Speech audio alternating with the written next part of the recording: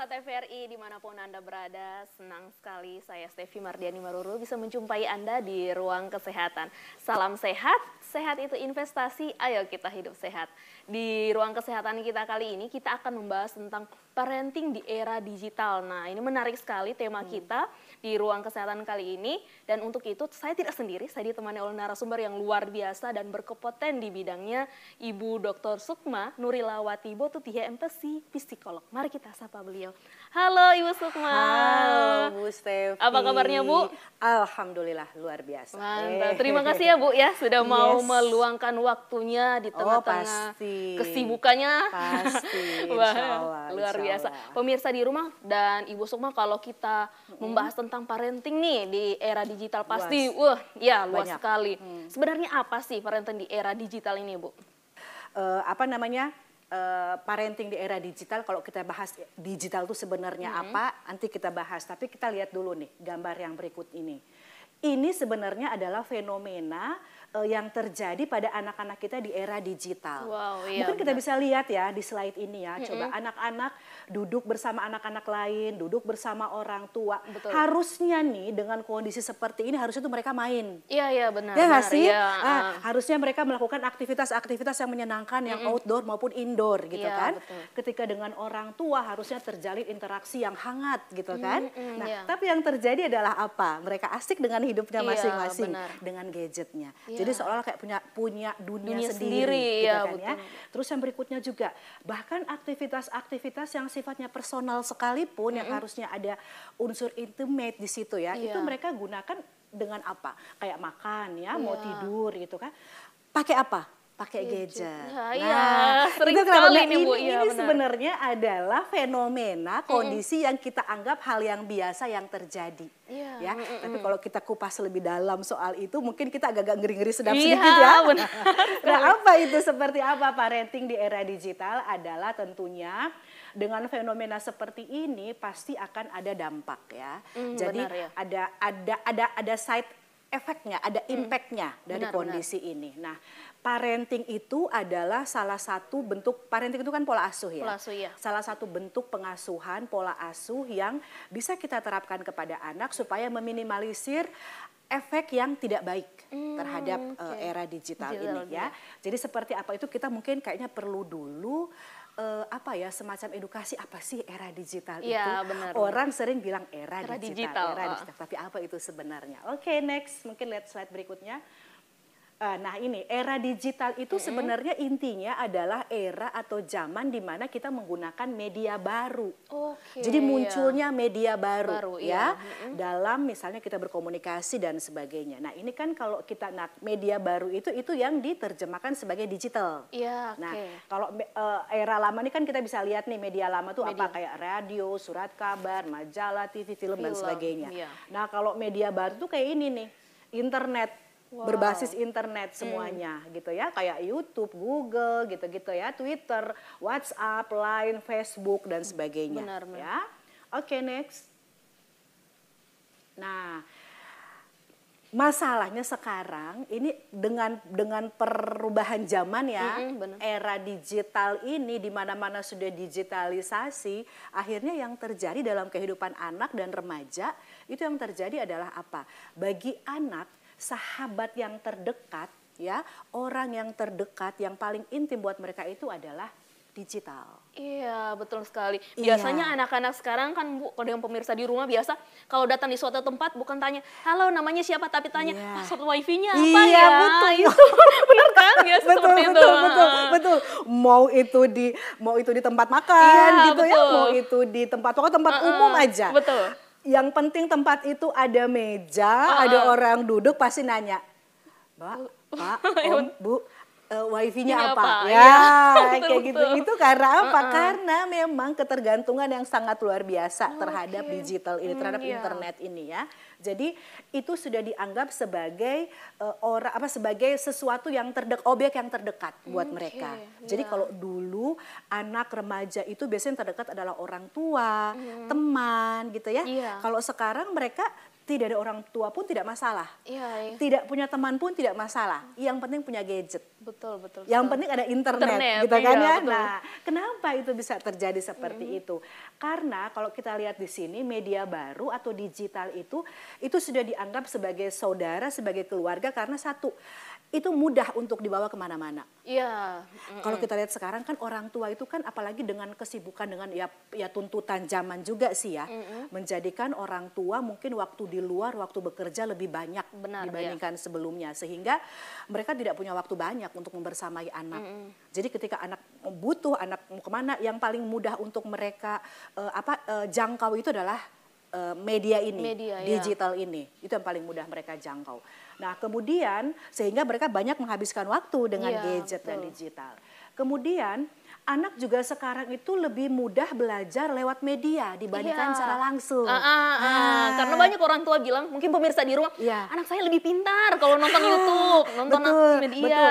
Mungkin Bu Stevi pernah dengar ada orang tua yang cerita begini, anak saya susah loh bahasa Indonesia, bisanya bahasa Inggris. Padahal saya tidak pernah mengajarkan mereka bahasa Inggris. Bahkan ibunya tidak paham bahasa Inggris. Nah, karena apa? Karena memang anak lebih mudah untuk belajar bahasa Inggris lewat digital. Gitu. Dan pagi, siang, sore, malam waktu mereka dengan digital dan menggunakan bahasa Inggris. Jadi tidak heran anak-anak usia TK itu mereka sulit untuk orang tua banyak yang datang ke saya, klien-klien saya itu yang mengeluh bahwa anak saya tidak bisa bahasa Indonesia sehingga mereka kesulitan mencari sekolah yang benar-benar bilingual murni gitu di sini. Karena kondisinya seperti itu, TK mereka nggak bisa bahasa Indonesia loh. Kan miris ya. Nah, itu karena apa? Karena kemudahan. Di satu sisi memudahkan juga untuk mengajarkan mereka soal huruf, baca, tulis, hitungan dan sebagainya, itu memang lebih mudah. Karena apa? Interaktif di digital, di media itu juga lebih hidup gitu buat anak dibandingkan kok diajarkan langsung. Betul. Kan variatif banget kan ya, tayangannya itu kan variatif banget, ada lebih full color, menarik. ada gerak-gerik, ada apa segala macam gitu kan ya, lebih menarik buat anak. Nah, kemudian juga maaf, dalam proses pembelajaran di sekolah, lembaga pendidikan itu sekarang itu banyak menggunakan media digital. Apalagi kemarin waktu masa pandemi, kan? Sumber belajar utama itu anak-anak nggak sekolah, belajarnya online. Nah, itu tambah jadi. Era digital itu tambah jadi gitu loh dengan kondisi seperti itu. Dan sekarang juga saya lihat di sekolah-sekolah, bahkan di sekolah saya kebetulan saya punya sekolah, Bu Stevi, itu baik TK maupun SD itu kami menerapkan yang memang semi digital. Mau nggak mau seperti itu. Jadi pembelajaran itu memang banyak menggunakan memanfaatkan manfaat dari digital ini. Jadi pembelajaran karena lebih mudah. Lebih mudahnya kenapa? Sekarang kan kalau cari buku ke toko buku itu kan kadang agak sulit ya, sulit dijangkau dan ketersediaannya juga tidak terlalu beragam gitu ya. Kemudian kurang menarik juga. Jadi memang cara itu adalah mau tidak mau gitu ya, sekolah-sekolah terutama sekolah swasta akhirnya banyak menggunakan digital ini sebagai media belajar buat mereka. Gitu. Maka tambah jadilah gitu era digital ini ya. Oke, kita lihat lagi selanjutnya. Mungkin next ya. Nah, ini Bu Stevi coba lihat data ya. Pada tahun 1998 itu masih kurang dari 200 juta orang pengguna internet. Masih kurang dari 200 juta loh ya. 10 tahun kemudian itu udah naik berapa kali lipat tuh, berapa persen, berapa ratus persen tuh ya. Udah jadi 1,56 miliar. Dari yang di bawah 200 loh ya, itu 10 tahun kemudian ya. Kemudian 10 tahun kemudian lagi, udah jadi 4,437 miliar orang pengguna internet, ya. Dan kemudian pada tahun 2024, jadi 5 tahun, ya, 5 tahun kemudian itu sudah bertambah lumayan loh. Jadi 5,3. Jadi 5,3. Dan qadarullah itu di Indonesia urutan ke-6 loh dunia. Pengguna internet terbanyak. Nah, dari data ini sebenarnya antara anak dan remaja itu middle. Jadi di tengah-tengah mereka termasuk tinggi. pengguna ya, terutama anak remaja gitu ya, Iya. terutama sebagai pengguna internet. Kenapa? Karena dalam kehidupan di keluarga, bahkan pengasuhan pada anak-anak pun, gadget sudah dijadikan sebagai media pengasuhan. Iya. Orang tua kayak tadi di fenomena pertama kan, Iya. untuk supaya anak anteng makan. Iya. Pakai Daripada apa? lari-lari sudah Ya, handphone. ya, Iya. taruh gadget. Betul. Supaya anak anteng di tempat tidur, tidak kemana-mana, Betul. pakai gadget. Ya, betul, gitu. ya. Supaya anak tidak kelayapan kemana-mana, taruh gadget wifi di rumah. Kayak gitu. Iya, ini Nah, menjadi suatu kayak tamparan buat mungkin pemirsa di rumah. Aduh, kayaknya saya ini. Kayaknya saya seperti ini. bisa jadi ya, bahkan mungkin kita juga ya, Bu Stefi iya, ya. betul. Nah sekarang kan yang jadi pertanyaan, terus kenapa? Gimana sebenarnya efek dampak dari penggunaan gadget Iya. ini? Apakah memang salah? Kalau memang salah, buktinya sekolah-sekolah pakai. Iya, Buktinya itu betul. Ibu Sukma psikolog, sekolahnya masih pakai gadget juga. Iya, kan? iya, Pakai benar, media. Nah ini berarti apa? Sebenarnya selain kalau kita bicara side effect yang negatif, sebenarnya ada juga yang positifnya. Iya. Ya, bisa kita lihat di next slide berikutnya. Nah, seperti ini. Sisi positifnya dari penggunaan medsos itu ya, Bu Stefi, di sini kita bisa lihat contoh paling kecil. Iya. Bisa mendorong perkembangan motorik halus anak. Kan jari, motorik halus itu kan menggunakan jari. Iya. Jadi koordinasi antara jari dengan otak. Otak, Nah, itu dengan menggunakan gadget itu sebenarnya. Jadi sebenarnya hampir sama kayak menulis gitu loh. Jadi kemampuan menulisnya jadi lebih baik gitu ya. Kalau kita perhatikan dengan benar ya, penggunaan gadget itu ke motorik halus.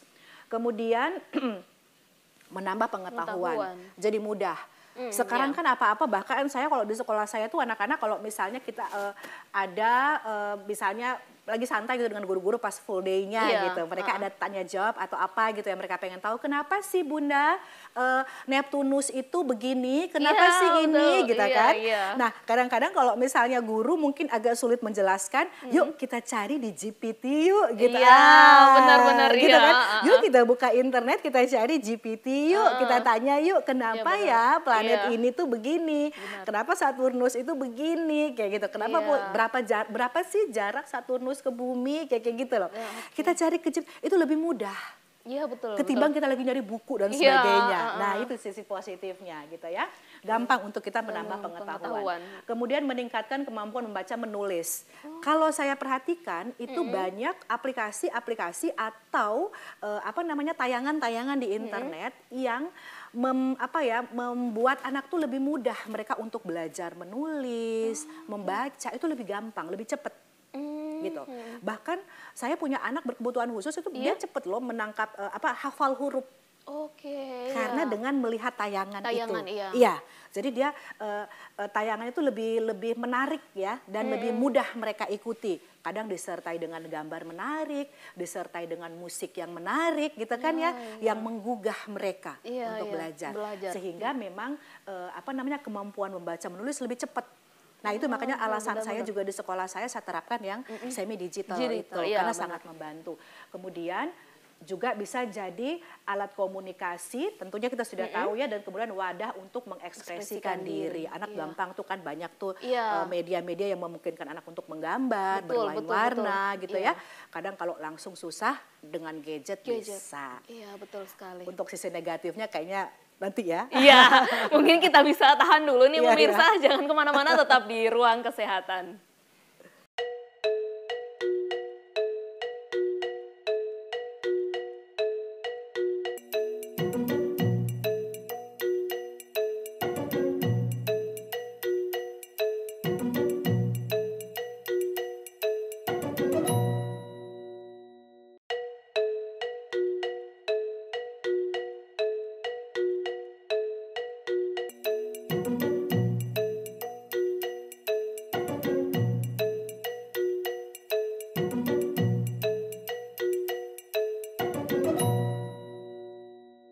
Terima kasih pemirsa, Anda masih bersama kami di Ruang Kesehatan. Nah, tadi sudah sisi positifnya. Yes. Bagaimana sisi negatifnya, Pasti Bu? ada negatif ya, karena memang ini seperti mata uang ya, ada yin yang ada positif negatif gitu ya. Oke. Nah, kalau sisi negatifnya itu tentunya mungkin kita merasakan ya bahwa banyak dari internet, dari medsos dan sebagainya itu bisa menjebak dan memberikan akses yang luas terhadap anak, terutama terkait dengan informasi-informasi yang ilegal. Iya betul ya, sekali. Ya. Sekarang kan walaupun misalnya tidak Bun, anak saya hanya nonton Cocomelon misalnya, tapi ketika kita misalnya menggunakan itu dan kita tidak menggunakan yang berbayar ya, yang private gitu ya, itu kan bisa seliweran tuh iklan. Iya betul. Nah kadang-kadang di iklan itu kita tidak tahu bahwa itu ada pornografinya gitu loh. Betul.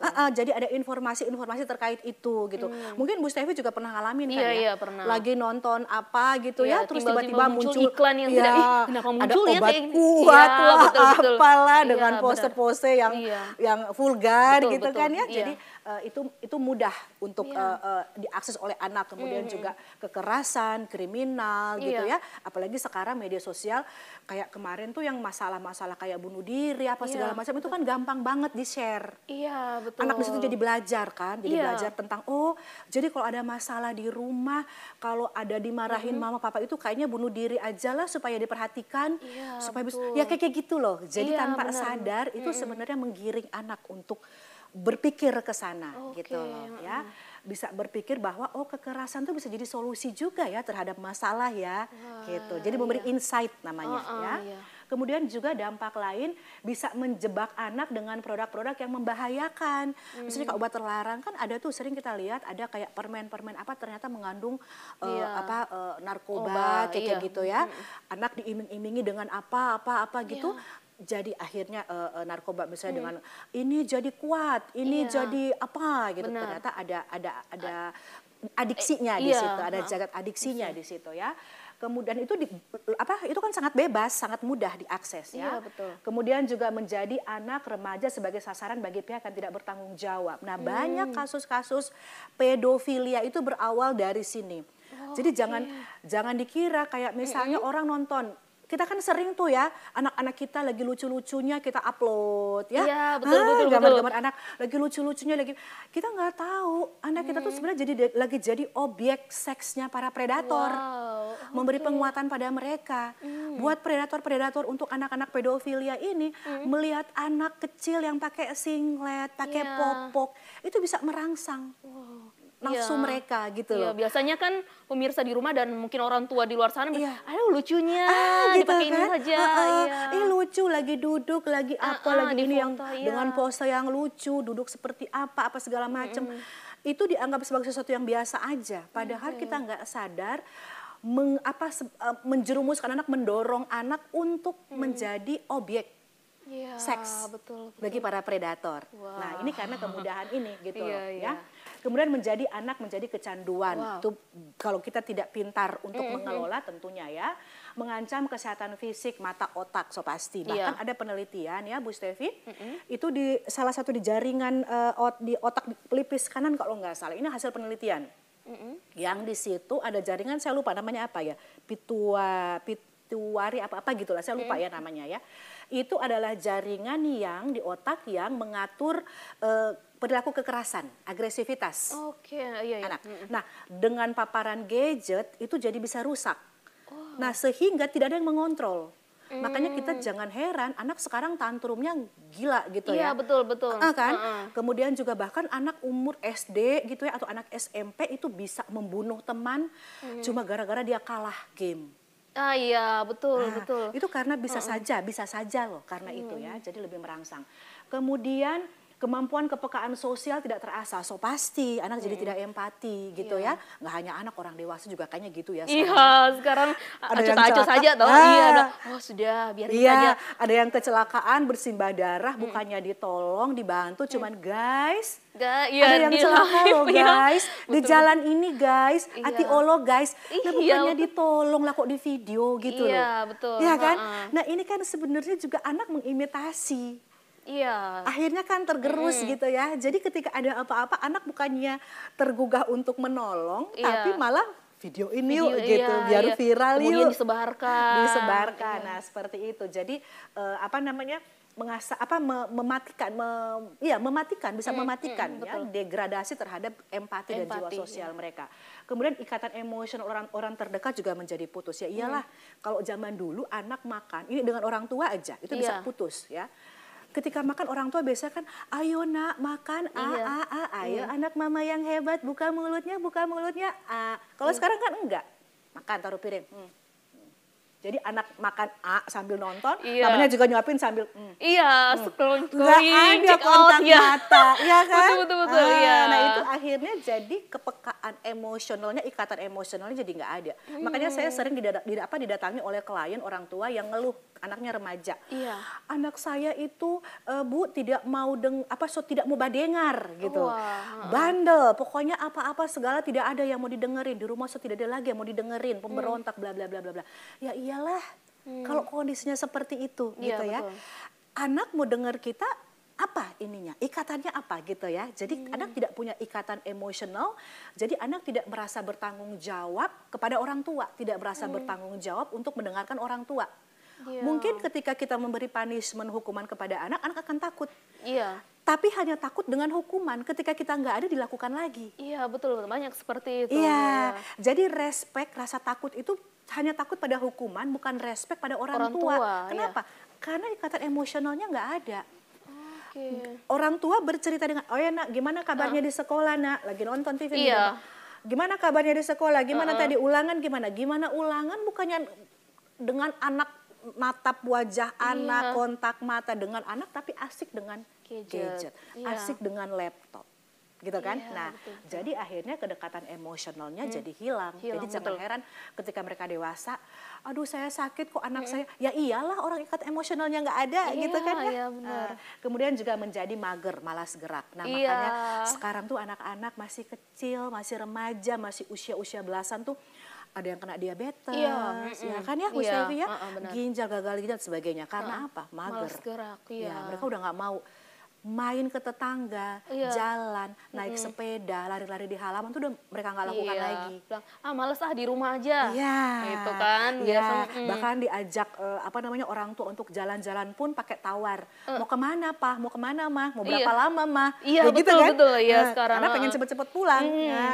Kayak gitu. Jadi aktivitas outdoornya itu jadi minim sehingga itu berdampak ke aktivitas fisik juga tentunya. Jadi lebih suka di kamar, lebih suka di rumah kayak gitu ya. Oke, next. Jadi itu sisi positif dan sisi negatif. Nah kalau kita bicara dampak negatif itu sendiri, Bu Stevi, itu ada dampak fisik untuk memudahkan ya, itu ada dampak fisik, ada dampak psikologisnya, gitu ya. Jadi kalau untuk yang dampak fisiknya itu, ini ada gangguan pada perkembangan otak. Itu seperti yang saya sampaikan tadi itu kan. Jadi kan otak itu kan dia kayak peta gitu loh. Ini ada kemampuan bahasa, kemampuan berbicara, kemampuan komunikasi ya, kemampuan berempati, kemampuan sosial gitu-gitu loh. Nah, ketika dia hanya terfokus pada gadget, banyak kemampuan yang tidak terasah dengan baik.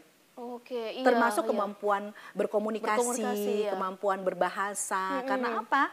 Dengan gadget semua gitu loh. Bisa pengaruh juga anak-anak yang speech delay? Bisa, sangat bisa berpengaruh. Sebenarnya untuk anak untuk jangan sampai terjadi perkembangan, adanya keterlambatan di perkembangan otak ini, sebenarnya anak usia berapa sih ini Bu harus untuk diperkenalkan yang namanya gadget? Karena kita lihat tadi pemirsa di rumah itu kan ada sisi positifnya dan sisi negatifnya, supaya tidak terlalu banyak sisi negatifnya.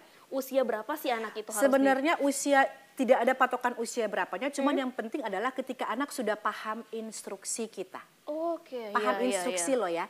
Jadi anak sudah bisa paham ketika kita memberi penjelasan pada anak. Ini pertama ya, kita memberi penjelasan bahwa apa yang ditonton. Dan ada apa di balik yang ditonton itu kan yang penting. Jadi anak nggak cuma sekedar ini HP, bermain jo, nggak sekedar begitu. Betul. Tapi ketika anak bahkan ketika main game pun kita harus tahu itu game apa. Dan kita jelaskan pada anak apa arti game itu. Kenapa dia bisa apa pentingnya game itu buat dia, untuk mengasah apa itu, kita orang tua harus tahu tentang itu. Itu. Kemudian anak juga paham, anak sudah paham instruksi ketika kita bilang, udah ya nak, stop ya, kamu berhenti dulu bermain ya, gitu. Nah itu boleh. Tapi kalau kita lihat kan sekarang anak usia 6 bulan pun sudah jejeli dengan gadget. Iya, betul. Iya kan? Dikasih tonton supaya dia dulu, supaya dia. mama masak dulu.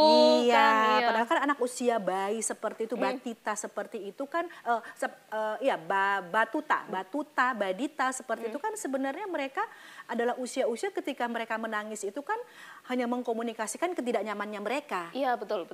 Iya kan? Iya. Jadi jangan ganti kenyamanan itu dengan gadget. Oke, Gitu loh. iya. Mending kita perdengarkan anak dengan nyanyian yang mungkin kita aja yang nyanyi.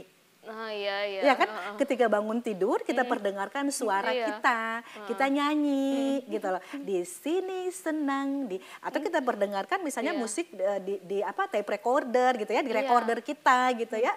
Tanpa harus gadget gitu. Sambil kita nyanyi-nyanyi gitu. Jadi dia dengar suara kita. Jadi dari bayi sudah dirangsang dengan dilatih untuk mendengarkan suara kita. Jadi seperti itu, sebaiknya anak kita kenalkan dengan gadget ketika anak sudah bisa memilah dan ketika anak sudah bisa paham. Kenapa dia menggunakan itu dan kapan dia mengerti instruksi kalau kita bilang, nak sudah ya, kenapa kamu sudah? Karena kalau kamu terus ini tidak baik buat otak kamu.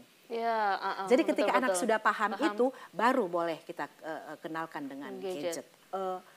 Anak boleh main gadget hanya pada waktu weekend. Iya, banyak orang tua seperti itu, membuat aturan-aturan seperti itu. Kenapa itu seperti itu? Panjang ceritanya. Jadi pemirsa jangan kemana-mana, tetap di Ruang Kesehatan.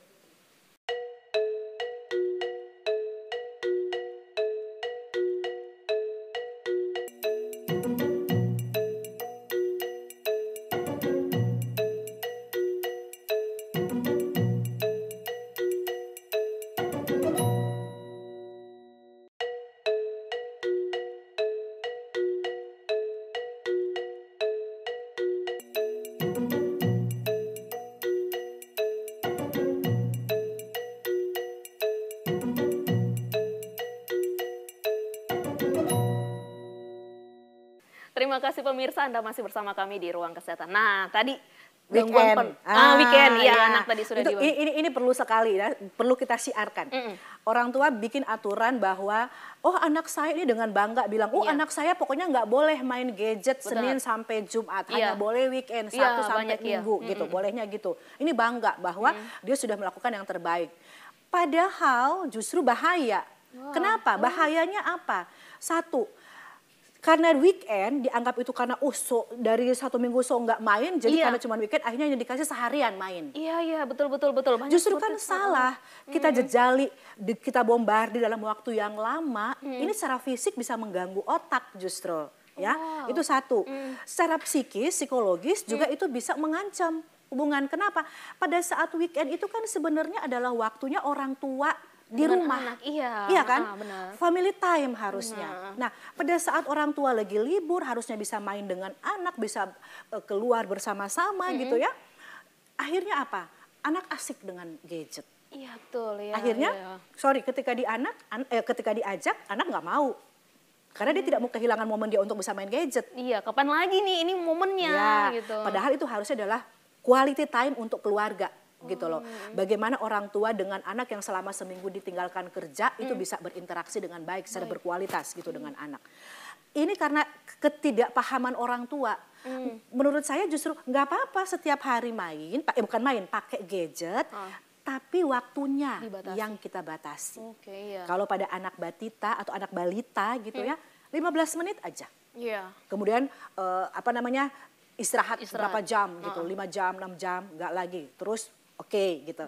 Yang paling efektif adalah kita jadikan itu sebagai token ekonomik buat anak. Jadi sebagai negosiasi agar anak melakukan perilaku-perilaku yang diharapkan. Jadi ketika anak melakukan perilaku yang sesuai, kalau adik mau belajar atau kalau adik mau mandi dengan bersih, mau sikat gigi, mama kasih adik main gadget 15 menit atau 10 menit.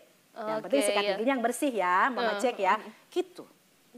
Kalau adik buang sampah, mama kasih. Dalam 1 hari itu nggak usah banyak-banyak. Ya paling berapa kali lah, 3 kali, 5 kali. Pada saat kita mau menerapkan perilaku-perilaku yang positif pada anak, gitu sesuai dengan harapan. Itu kita pakai. Tapi nggak usah panjang-panjang, 10 menit aja, 15 menit aja, kayak gitu loh. Oke. Nah, iya, gitu. benar. Nah, ini kan dampak negatif dari gadget. Jadi gangguan otak, pencernaan, karena kalau udah main males makan. Benar. Potensi kanker, Iya, radiasinya. radiasinya ya. Obesitas karena mager, nggak Mager gerak. tadi, mager Iya. ya, malas gerak. Kemudian kekurangan vitamin D, karena apa? Jadi malas keluar, Iya. gitu kan? Nah, kemudian ada juga gangguan dampak psikologis. Oke, next. Dampak psikologisnya lebih banyak malah tuh. Wow, iya. Attachment, kedekatan orang tua tadi yang Wah, sudah dijelaskan, jadi kurang interaksi sosial juga. Heeh. Anak biasa jadi tidak empati Iya, ya, jadi benar. seperti yang tadi saya sampaikan, jadi sulit bergaul, Bergaul, iya. gitu ya. Kemudian motorik kasar tidak terasah karena dia mager, diam terus. Motorik kasar itu kan gerak badan, Gerak, gitu iya. kan. Kemudian perkembangan bahasa terhambat itu tadi kan, kayak speech delay, susah berkomunikasi, kayak gitu ya.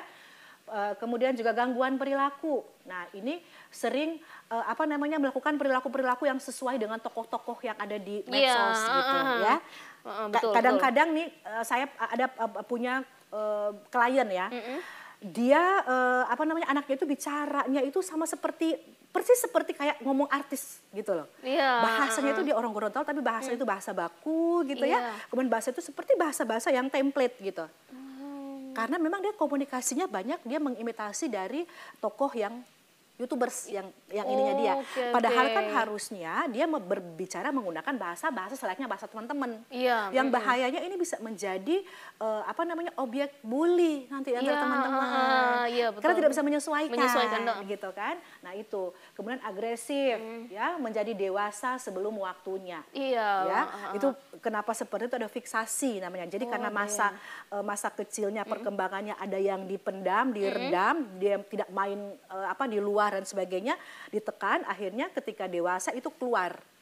Jadinya makanya kalau dewasa mungkin jadi suka keluyuran, jadi suka kayak gitu loh ya. Oke, next ya, kita lihat berikutnya.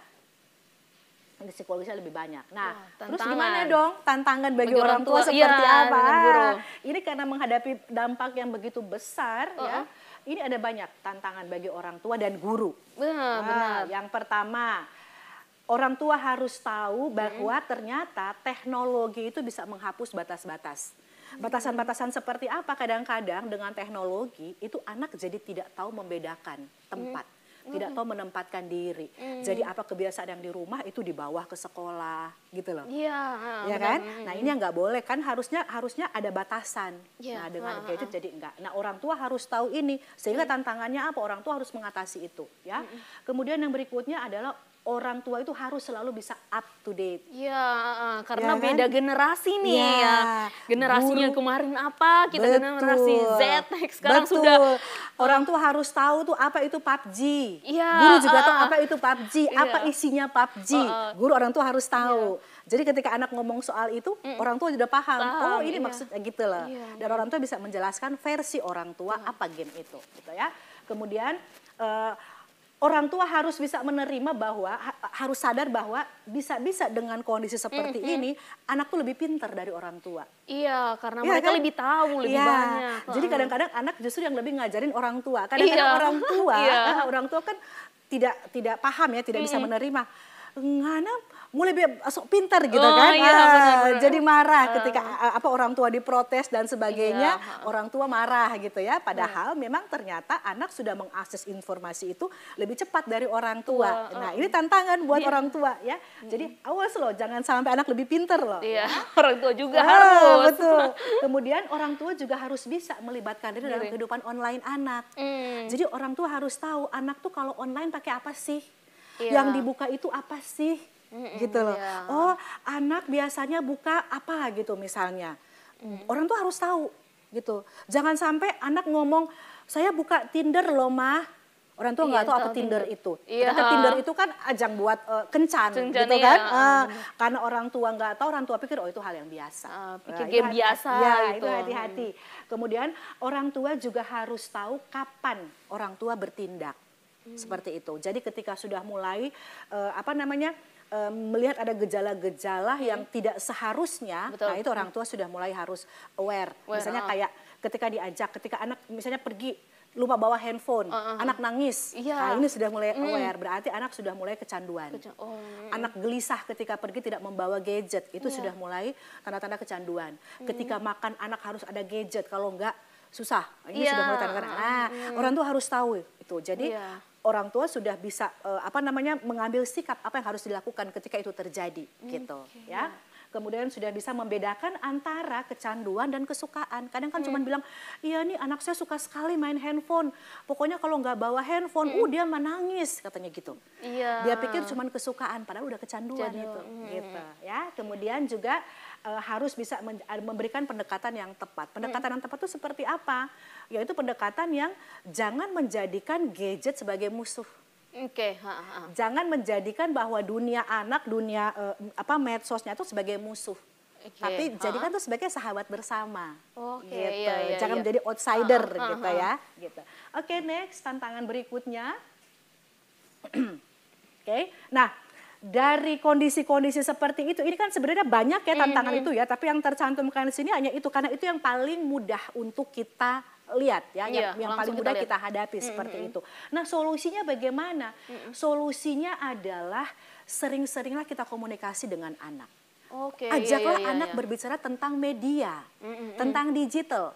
Jadi alih-alih bukannya dianggap sebagai musuh, pokoknya mama tidak mau tahu di rumah ini nggak boleh ada yang pegang gadget. Pokoknya kalau ini nggak boleh. Tapi orang tuanya yang pegang gadget. Itu apalagi itu lebih parah. Itu lebih ya? parah. Itu lebih parah.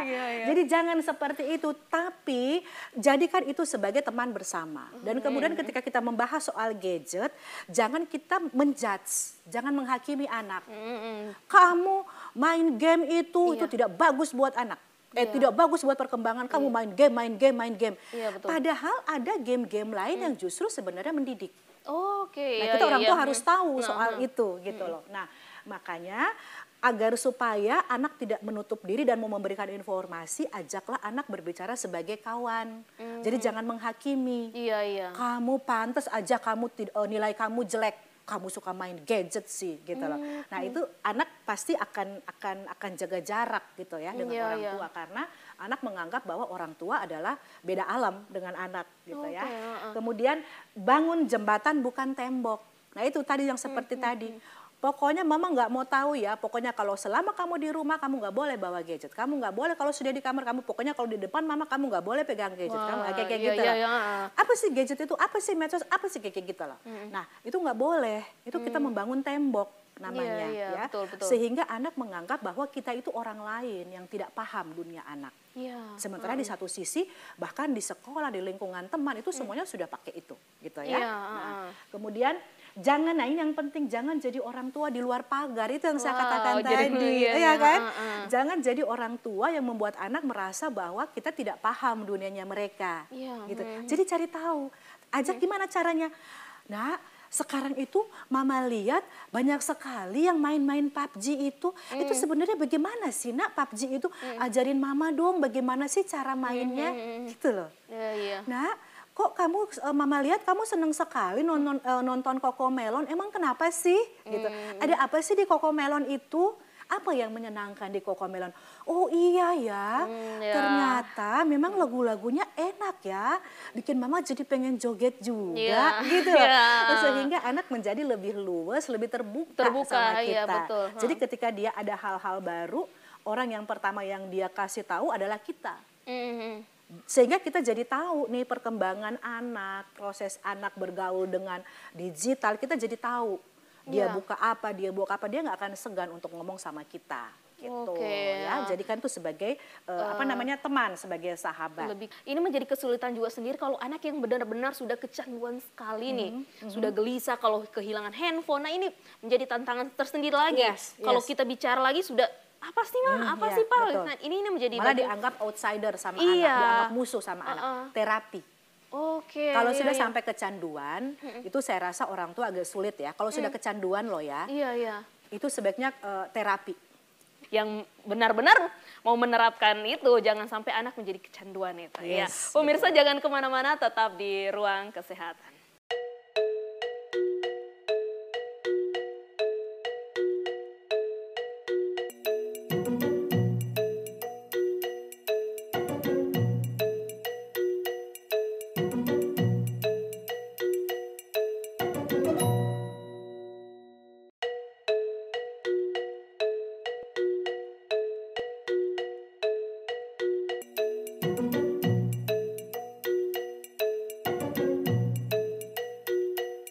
Terima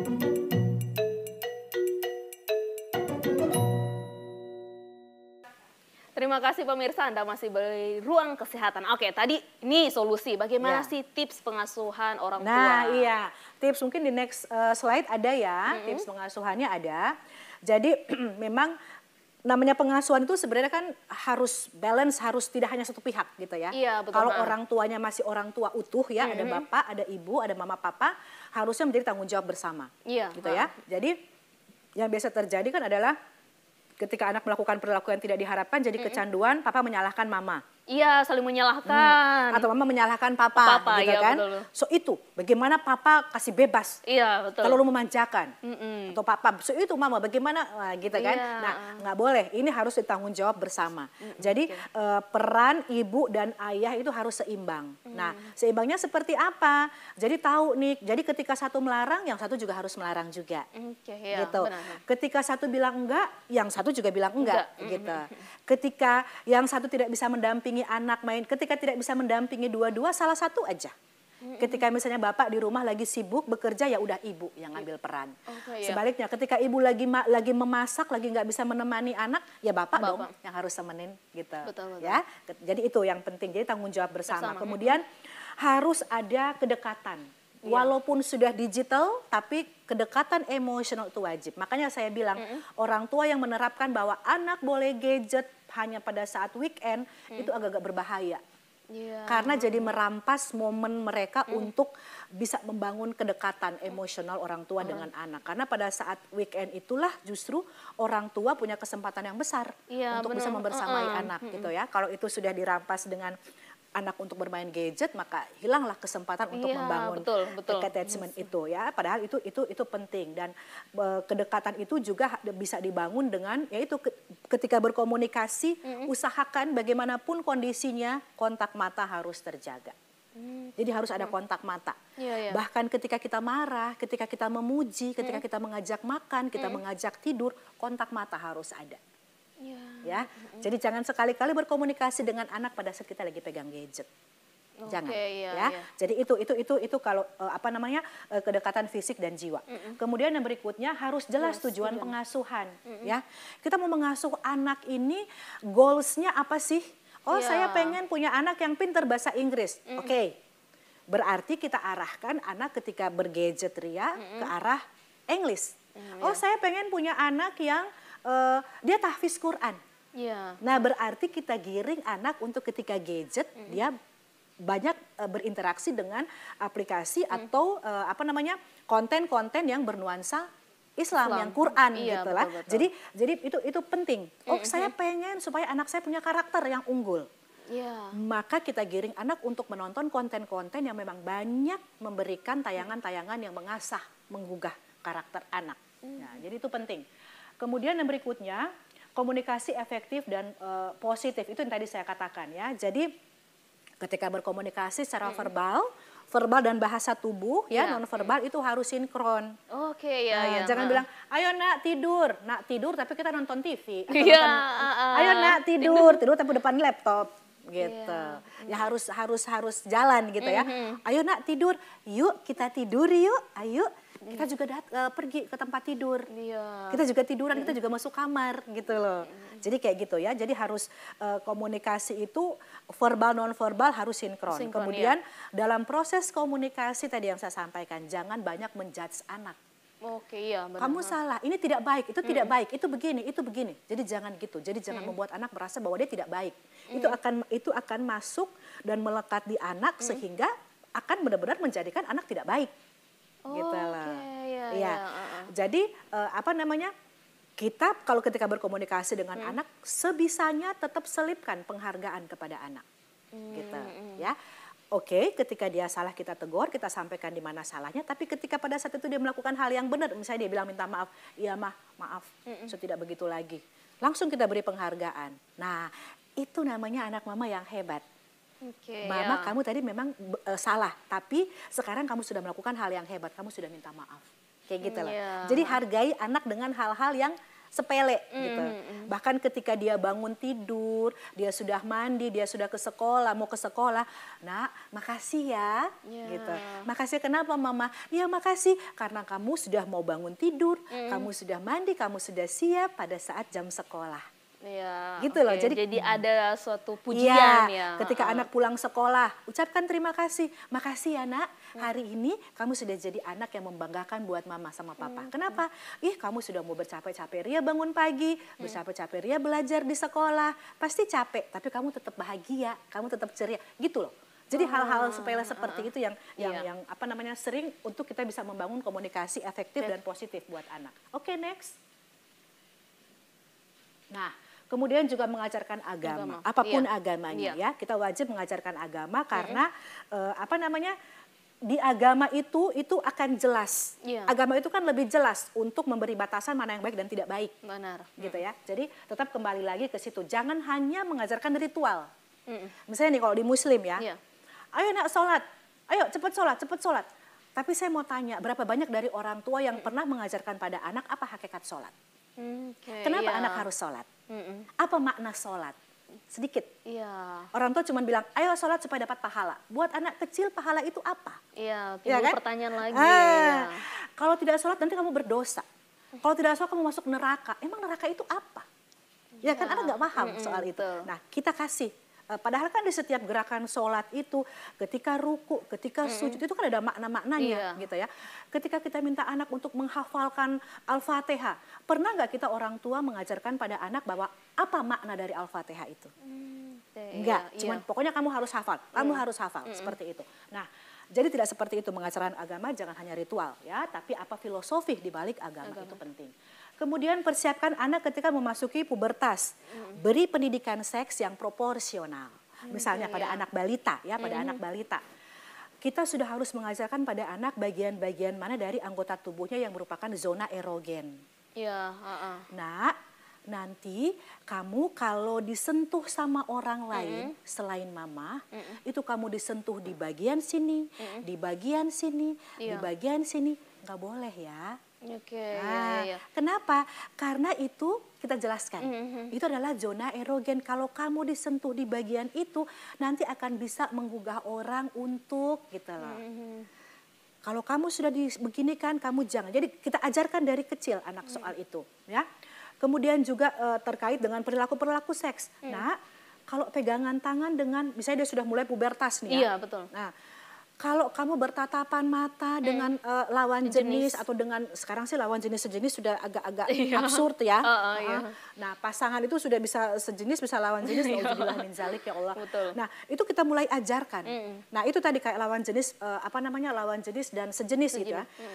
Jujur kalau saya, ketika anak masih usia 3 tahun sudah saya ajarkan terkait dengan bahwa kamu harus tertarik sama lawan jenis loh ya, bukan sejenis. Jadi saya ajarkan anak saya untuk lihat ada anak-anak yang cantik. Nah, lihat deh, anak itu cantik ya. Cantik enggak menurut kamu? Biasa aja. Kenapa? Karena dia begini-begini. Oh, oke. Jadi kita menggiring dia untuk memperhatikan lawan jenis. Gitu loh. Nah, itu kita mulai ajarkan perannya apa, laki-laki perempuan itu apa, itu kita ajarkan dari kecil. Ketika dia beranjak menuju remaja, kita ajarkan resikonya pegangan tangan apa, resikonya kissing apa, ya. Kissing itu ada berapa macam, gitu loh. Resiko petting apa, gitu. Banyak, itu penelitian saya. Banyak remaja-remaja yang terjerumus dalam seks bebas karena mereka tidak paham bahwa remaja itu bisa hamil dengan petting. Gitu loh. Sehingga ketika mereka melakukan petting kan cuman gesek-gesek aja bun gitu kan. Ternyata gesek-gesek tanpa menggunakan busana di petting itu bisa menyebabkan kehamilan gitu. Sehingga ketika itu terjadi si ceweknya, ini hasil penelitian saya ya, si ceweknya, dan mereka masih remaja, masih SMA. Ketika si ceweknya komplain ke cowoknya, cowoknya merasa bahwa mereka tidak melakukan penetrasi gitu ya, maksudnya tidak terjadi koitus, tidak terjadi koitus gitu ya. Dia merasa bahwa oh saya tidak sampai memasukkan dan sebagainya gitu ya. Kenapa kamu hamil? Berarti kamu dengan orang lain gitu. Akhirnya yang terjadi apa? Tidak bertanggung jawab. Maka si cewek ini malah justru menjadi rusak gitu loh. Sudah kandung. Terus yang lebih parah lagi ada yang karena dia tidak paham bahwa seks itu apa, yang disampaikan adalah awas loh, kita kan sudah ciuman. Karena sudah ciuman daripada kamu nanti hamil, mending sekalian aja deh. Gitu. Nah itu yang bahaya. Betul. Nah itu jadi karena kurangnya pendidikan seks. Kemudian persiapkan anak masuk di era digital ya. Jadi kasih batasan-batasan kepada anak. Seperti itu. Penggunaan gadget. Nah ini pasti kalau selanjutnya setelah pengasuhan ada lagi yang perlu kita persiapkan sebagai orang tua pastinya Bu. Ada, yaitu mungkin di next slide ya, yang terakhir ya, slide terakhir itu ada bagaimana upaya yang bisa dilakukan oleh orang tua untuk mendampingi anak di era digital. Nah sebagai orang tua bagaimana nih? Orang tua harus bisa menjadi orang tua yang cerdas dan bijaksana. Seperti apa itu? Nah harus selalu bisa mengupgrade pengetahuan terkait dengan digital dan juga terkait dengan seluruh isu-isu yang terjadi secara global gitu ya.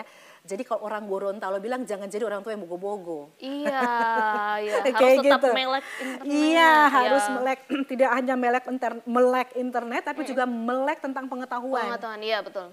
Sekarang lagi apa sih yang lagi tren sekarang terjadi di anak-anak? Bahasa-bahasa gaul anak tuh apa sih sekarang? Kayak saya kaget loh. Pernah saya ada lagu yang ketika saya cari tahu, ketika saya ternyata lagu itu, dan lagu itu viral. Anak-anak banyak yang menyanyikan lagu itu. Ternyata lagu itu adalah lagu yang mengajak untuk melakukan hubungan seks.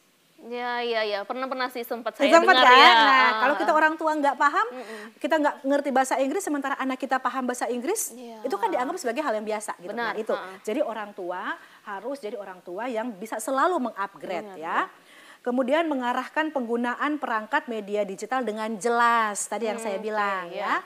Jadi kalau ada konten, ada apa itu kita jelas. Kemudian imbangi waktu penggunaan digital dengan aktivitas di dunia nyata. Jadi kalau misalnya anak di sekolah nih atau di rumah dalam sehari-hari sudah pakai digital, maka weekendnya ayo kita camping kek, ayo kita kemana kek, gitu loh. Ya, jadi itu harus balance. Atau misalnya ayo kita olahraga sore yuk, kayak gitu. Jadi harus balance ya. Kemudian pinjamkan anak dengan perangkat digital yang sesuai dengan kebutuhan. Jadi kan saya lihat kan anaknya sekarang kelas 1 SD itu diberikan handphone yang super canggih. Benar. Tanpa kita kontrol. Nah itu memang sih bangga ya, menunjukkan bahwa kita satu sosial ekonomi kita bagus gitu ya. Tapi tanpa sadar kita justru menjerumuskan anak gitu ya. Jadi kalau pada saat seperti itu udahlah pinjamkan aja dulu lah, sehingga kita gampang untuk mengambil lagi. Anak berpikir karena itu sudah miliknya dia, maka ketika orang tua membatasi, anak jadi marah loh. Ini kan ini punya saya gitu. Iya betul. Ini mainan saya kayak gitu. Kemudian pilihkan program atau aplikasi yang positif yang tadi sudah saya sampaikan, sesuaikan dengan tujuan pengasuhan kita. Kemudian dampingi ketika anak membuka konten-konten tuh kita dampingi, ya. Jadi jangan biarkan, nih HP silakan main, nggak kayak gitu. Kita dampingi sambil kita komentarin sama-sama, ya. Kemudian gunakan digital secara bijaksana sesuai kebutuhan, ya. Aktivitas dunia nyata tetap dilakukan, dan kemudian yang paling penting. Telusuri aktivitas anak di dunia nyata gitu. Nah, makanya orang tua penting nih untuk menelusuri. Makanya kan LGBT dan sebagainya itu kan jadi marak. Mungkin di game-game juga biasa kan ada kayak gitu. Banget. Jadi makanya harus melek, kita harus tahu game-game mana yang memuat konten-konten LGBT atau seks bebas kayak gitu. Biasanya nih kalau anak-anak kalau kumpul, biasanya kalau lewat sudah kata-kata yang kasar yang pada saat main game, dengarnya dari mana? Betul. Saya juga pernah ada lihat tuh Bu Stevi yang game anak Naruto kalau nggak salah itu. Nah di game itu dia memuat konten yang atau tampilan-tampilan yang si pelaku game itu mengenakan pakaian yang sangat minim. Yang gambar-gambar yang mendekati pornografi kayak gitu. Kita kadang-kadang orang tua tidak paham gitu. Mungkin orang tua di sini yang itu biasa kartun saja. Naruto kok itu kan ini anak-anak, padahal justru kalau kita lihat komik atau apa Naruto tuh sebenarnya ada banyak konten-konten seksual di situ sebenarnya. Banyak gitu. Sekali. Nah itu makanya jadilah orang tua tuh yang lebih aware, lebih paham, lebih cerdas dan lebih bijaksana seperti itu ya. Kita cari tahu jejak-jejak yang mereka gunakan tuh seperti apa. Gitu Mbak Stevi. Jadi ya kalau bicara parenting itu luas sekali, tidak pernah mau habis tentang parenting tidak pernah habis. Digital ini juga susahnya. Nggak susah sih sebenarnya, cuman butuh effort. Butuh ada komitmen bersama Ya, sebenarnya betul. antara orang tua Kalau dan anak ya, ini. kalau anak suka gadget, kita juga harus berusaha untuk misalnya suka game gitu ya, misalnya kita juga harus berusaha untuk suka game, menunjukkan pada anak bahwa kita suka game. Kita harus kita harus memasuki apa namanya dunia anak dengan cara seperti itu. Karena dengan cara itu kita bisa mengontrol anak. Betul-betul menjadi seorang kawan Ya, buat anak kita betul. sendiri. Jangan sampai anak kita berpikir karena kita nggak paham dunianya, kita jadi musuh. Jadi ketika main game, kalau kita duduk deket sama anak, anak sudah mulai geser, gitu kan. Orang tua jadi nggak bisa lihat apa yang dimainin. Nah itu jangan sampai itu, kalau sudah kayak gitu kita sudah mulai warning itu. Iya, menjadi peringatan besar buat pemirsa dan kita orang tua pastinya. Idealnya nih ketika anak main gitu ya, misalnya pada saat dia boleh main gitu. Nah ketika anak lihat, ketika kita nengok, anak juga ini mah coba mama lihat ini begini mah. Jadi kan lebih mudah untuk kita mengontrol. Wah, luar biasa sekali nih pemirsa, kalau kita berbicara tentang parenting di era digital ini tidak pernah akan habis. Betul. Mungkin ada pemirsa di rumah yang bertanya-tanya, aduh bagaimana ya anak saya, anaknya. Nah, ini mungkin ada 2 atau 3 kata buat pemirsa di rumah, buat orang tua. Oke. Ada pesan-pesan terakhir 2-3 kata buat pemirsa di rumah nih. Baik, 2-3 kata atau 2-3 kalimat. Bisa jadi. Takut salah ngomong saya Iya, nanti kan. Oke. Buat saya, untuk mama papa di rumah, ayah bunda di rumah, ayo kita sama-sama jadilah kita sebagai orang tua yang cerdas dan bijaksana. Seperti apa orang tua yang cerdas dan bijaksana itu? Adalah orang tua yang bisa membuat anak percaya bahwa kita adalah merupakan bagian dari kehidupan anak. Jangan jadi orang tua yang outsider dari anak. Sehingga dengan begitu kita akan bisa membangun kepercayaan pada anak, sehingga membuat anak menjadi tidak ragu untuk selalu dekat dengan kita, dan akhirnya kita jadi tahu bagaimana perkembangan anak dari waktu ke waktu. Menjadi orang tua jangan yang ketinggalan. Ya, betul. Baik pemirsa, tidak terasa kita sudah di akhir acara. Saya Stefi Mardiani Maruru dan seluruh kerabat kerja yang bertugas mengucapkan terima kasih atas perhatian Anda. Sampai jumpa lagi di Ruang Kesehatan.